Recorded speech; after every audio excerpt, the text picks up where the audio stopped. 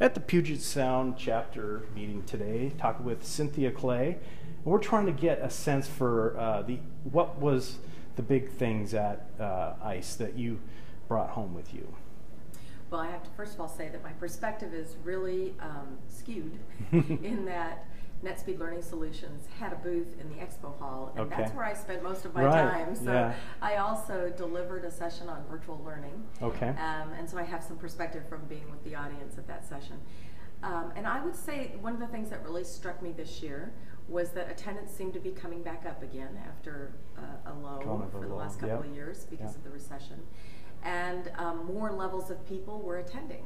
So I rubbed shoulders with more trainers, more instructional designers, and in the last couple of years, the attendees had tended to be at a decision maker level.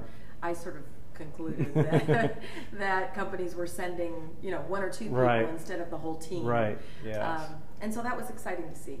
I also was very aware of the emphasis on mobile learning. That I think we're reading a lot about that and seeing a lot of interest in iPads, mobile technology, and I think many people are trying to figure out how exactly is that going to impact what we do. Yeah, absolutely. The things that stuck out for me this year. So you had some great conversations with people in your booth. What kind of questions were they asking? What are they looking for? Yeah, that's great. That's funny because my perspective of the show is determined by who I talk to and what they're talking about. And no surprise, what they're talking about is virtual learning. I think a lot of people have experimented in the last few years with webinars, with web workshops, with trying to incorporate social media, trying to get a handle on what does social learning mean. They've tried things out, and they really were back now saying, okay, we tried this, we tried that. How would you do that? So I think what I'm aware of is the amount of experimentation that's going on. I don't think anybody believes any particular person or vendor about where this industry is headed right now. We're in the midst of a pretty huge sea change. I agree. I think it's really from skills training to knowledge acquisition. And technology is allowing easier access to information at the moment of need.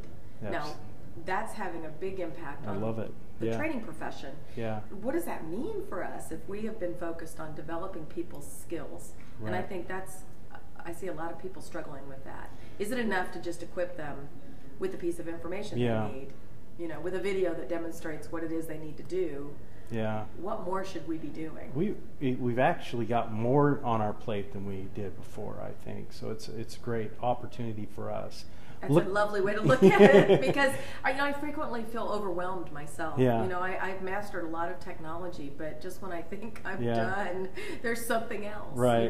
Absolutely. So looking forward to our conversation in the panel. Thank you very much for chatting with us. Thank you. Good to talk with you.